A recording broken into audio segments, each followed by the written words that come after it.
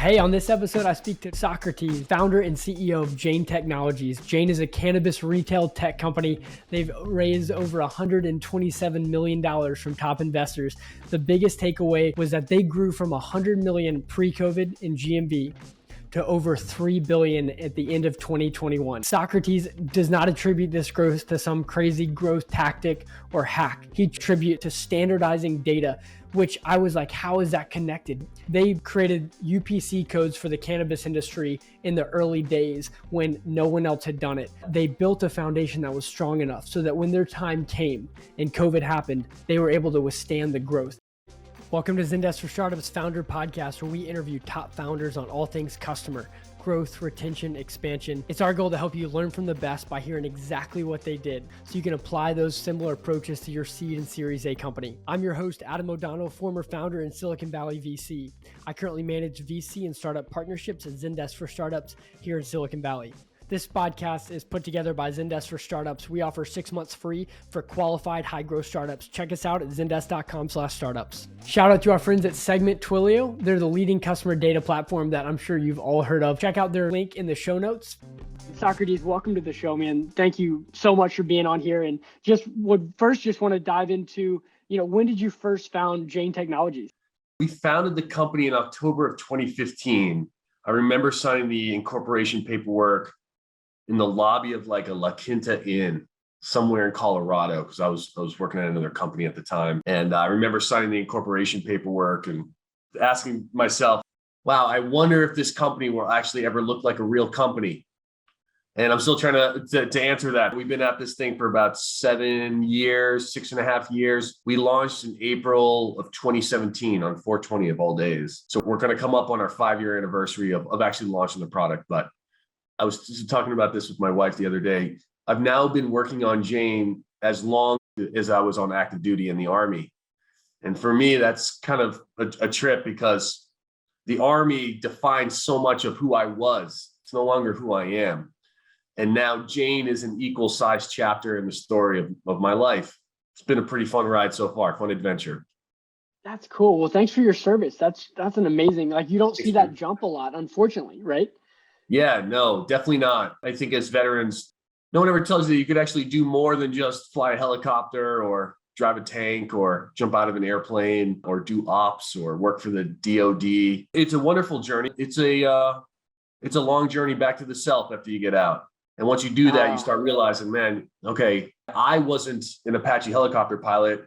I was just doing that. I was kind of sitting in that seat. And just like I don't really identify as a tech CEO or founder, that's just what I'm doing right now. With that change of perspective, it kind of helps a lot. And I'm starting to see more and more veterans of this generation believe in themselves to be able to do whatever they love. And that's beautiful to see. We're coming back home fully. That's so cool. And the identity switch, I know we could do a whole podcast on just that, but identity is so easy to put on, but it's not who we are. It's what we're doing at that time. But and I can't imagine the military, it's got to be even more. Well, I mean, what was the original product when you started? This is always a fun question to ask because you see the pivot.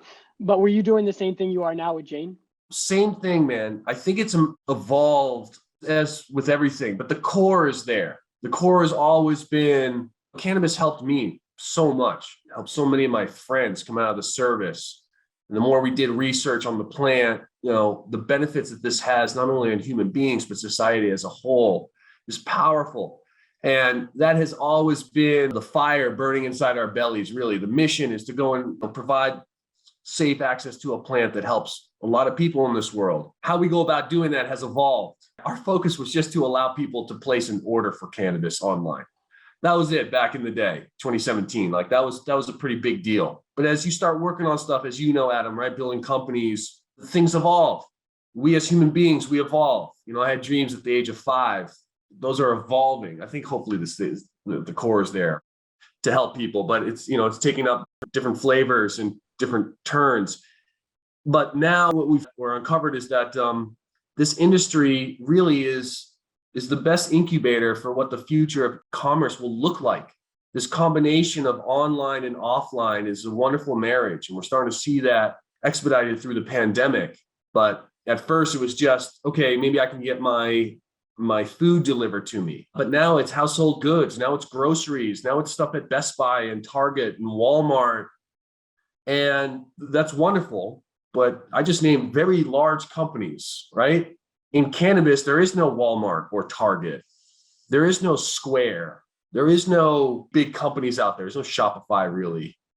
And so here you have enormous demand in the size of tens of billions of dollars, fragmented and broken up across different state markets, powered by little small businesses. My God, what a cool landscape, right? To recreate and redefine what e-commerce is. As much as I love Amazon and DoorDash and the others, there always has seemed to be, for the past 30 years, this winner and loser mentality. And the tech company always seems to be the winners, at the expense of potentially some others. Not directly. No one set out to do that. It's just a byproduct of that. What I'm proud of the team about is a lot of things, but one of them is just staying disciplined and holding ourselves accountable to say, okay, the decisions we make will have impacts for years to come. So should we really go chase this short-term win, or should we think more long-term and strategic? I'm glad that at the important times, we've always chose to take that long-term strategic lens, because we understand that what we do today will set the infrastructure and set the groundwork and the foundation for how this industry looks, not only here in the US or Canada, but globally. And if we can do it right, where there is no zero-sum game, we've done well by doing good. And we hope other people copy us here moving forward. And we're starting to see that to be the case, and that's a wonderful thing. So it's evolved into being more of a digital infrastructure for this industry rather than just focusing on online menus. And you only can get to there if you really kind of focus on one thing, try to do it as best you can, and you have the right intentions. I think the rest will take care of itself. I love that. I love that focus. And then you're just looking at it in a broader way.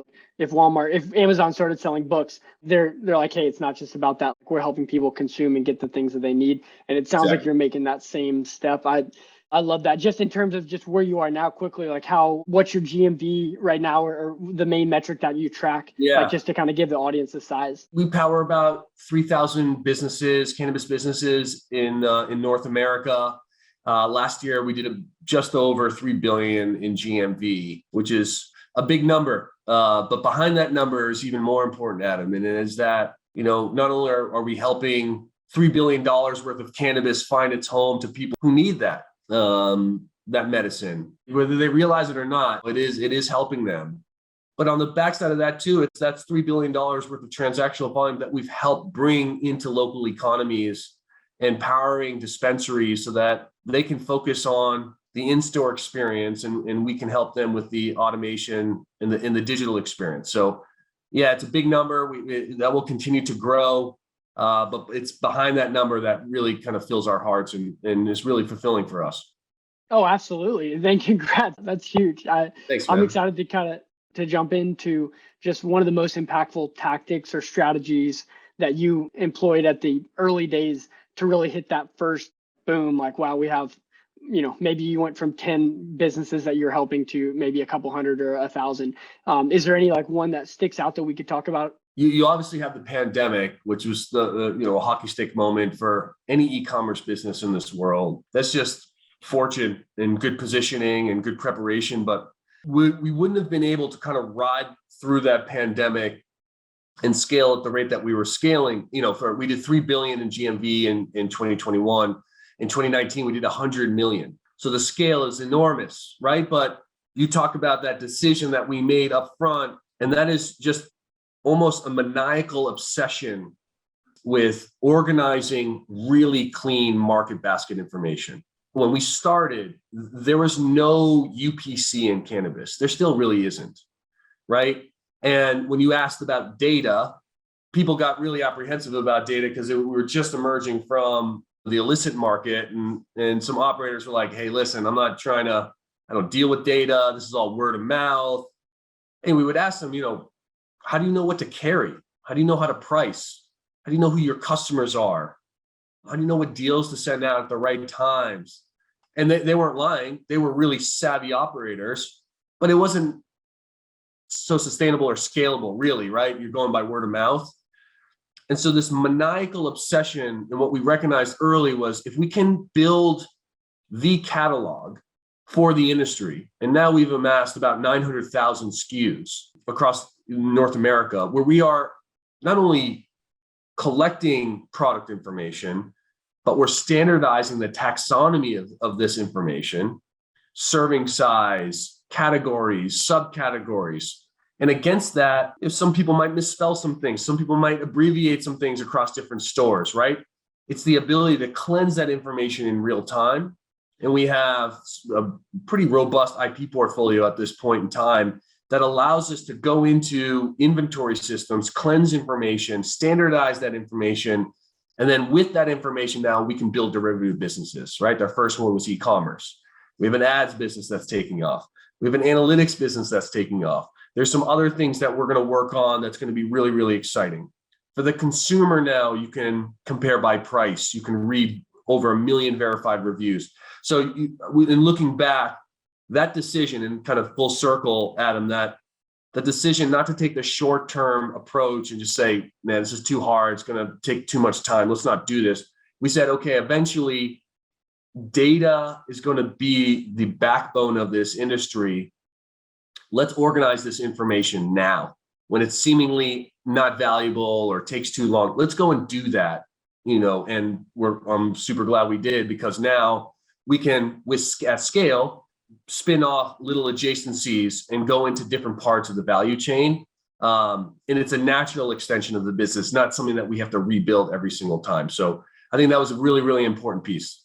Absolutely. And I think it's just like what you did, you made a long-term strategic move versus short-term. And like we all would agree that as a founder, that's the right thing to do. But I think when it actually comes down to it, and it's like, hey, we got that board meeting coming up and we got to be raising our series A again. Our runway's 18 months, like it starts to get real. And so to make that long-term decision is really hard in the face of that. So I'm wondering how you weighed that decision to make this long-term thing that's not going to produce any fruit for maybe a year or more, while still having to execute on the shorter term execution. So like just to continue the traction and show to your investors that this is worth continuing, instead of just take my word for it and I'll talk to you in a couple of years. You're spoken like a true founder, Adam. And not just an investor.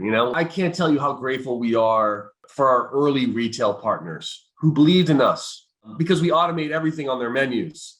And there were times when there was stuff on their menus that wasn't on our catalog yet.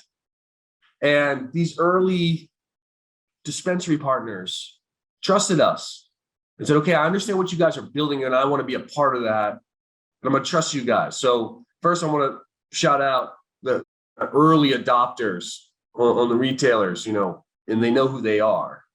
And then also I want to shout out our team, particularly our partner success team, their account management team. They were the ones educating the market as to why these retailers really should be trusting us, because eventually this was going to make their life easier. Eventually it was going to give them clarity on their data.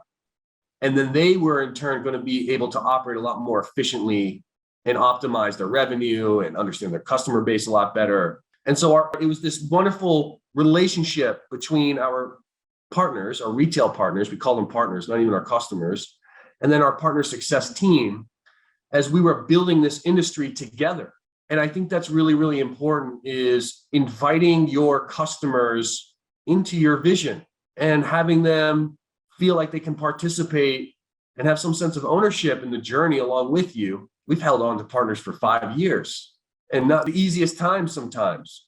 And that's a real relationship. In the quick service restaurant industry, that's not there, right?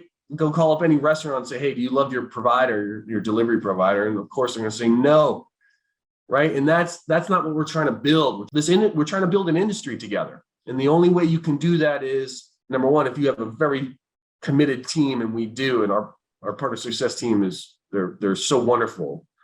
And number two, it's the counterparty saying, okay, I get what you guys are doing. You're educating me the right way. And yes, I want to participate. And I understand the value that you're going to bring to me in the long term. And here we are, 5 years later, and some of these businesses are enormous now, and they've grown, and we've grown together, and we've learned along the way.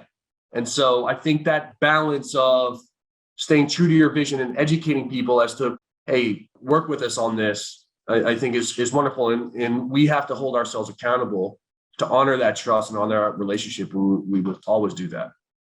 Man, that's cool. And it's like taking the time to bring them along to get them excited and not just rushing past that and expecting that they're going to get that. It sounds like instead of pushing the boulder up the hill, like you're just recruiting more people to go with you. Yeah, And I love that. Socrates, this has been incredible, man. Thank you so much for your time, for sharing everything. of course. Thanks so much, Adam, for having me on, man. I really appreciate it. Thank you so much for joining today. I loved how Socrates focused on the unsexy things before they had the crazy growth. And this enabled them to have a foundation that could withstand the growth that happened during COVID, getting to over 3 billion in GMV. For me, the biggest takeaway is like, stop focusing on the shiny things, do the hard things right. When your time has come, you'll be able to support the growth. If you like us, make sure to subscribe to our latest episodes.